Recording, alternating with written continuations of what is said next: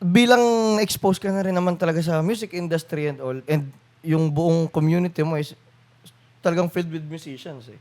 Saan mo nakikita yung OPM in the near future? Oh my gosh. Oh, well, gumaganda. Oo. Feeling ko mas okay OPM na yun kaysa dati. Yeah. Sorry Yeah. Well, in some aspects, marami magaganda sa OPM nung araw. Tapos biglang for some reason naging stale. I don't know why. Pumasok si yung Pogi Rock. Tapos, Pogi Rock. tapos, Yeah, true.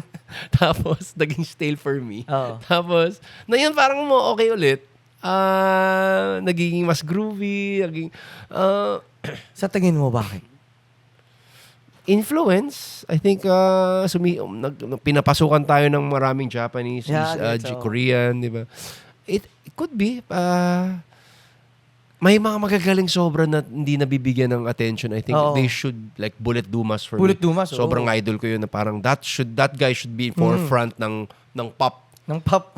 Pero masyadong mabigat. Masyado diba? siya Diba? Math teacher siya eh. Oo, parang si Bullet. Yun talaga parang Cynthia Alexander. Cynthia Alexander. Para sa akin yun ang bastion ng kagalingan ng artistry ng Pilipinas. Oo, Cynthia for silang me, dalawa magkapatid. Si Joy Ayala Joy also. Ayala. I mean, those are the guys, no? Sa mga bago, Cody Lalo, I think, is Cody doing Lalo, a great job. Yeah. I think she's doing a great... I hope Galing kahapon. she gets there to that level kasi nandyan yung pagka-Filipina, pero mixing with a lot of modern. Ang galing. Saan galing niya magsulat? Galing niya magsulat. And she hangs out here, kaibigan namin. Tropa. Ako naman kung may pinpoint ko lang nung ako sa observation ko kasi nga nangyari yung parang lumalim ulit yung music Yeah. ng Pilipinas. Yeah. Parang nakita ko nag-trigger niyan is Four of Spades. Could be.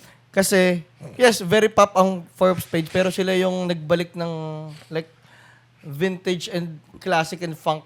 And I have to thank infusion. them because parang bumalik ang solos because Oo, of them. bumalik ang solo dahil kay Sumikat ang Blaster. solos. Yun ang napansin ko. So, thank parang- you to those guys. Totoo. Na doon ko nakita yung parang pwede na ulit yung music na gusto ko. Parang possible na ulit Yep, yung banda na gusto ko dahil lumabas yung Four of Spades. Yeah, Kasi bago yun nga, sabi mo yung Pogi Rock. Di ko Totoo lang masyadong... Wala naman tayong... Nothing against it. Kung trip nyo yun, di go lang. Pero ako, hindi ko lang type. Parang, Dito tayo sa anger rock. Joke lang. Hindi o naman. stylish rock. Hindi, soulful. Ako, Yeah. kahit sa rock ko, gusto ko lagi may soul. Yeah, Parang yun ang yeah. ini-infuse ko talaga.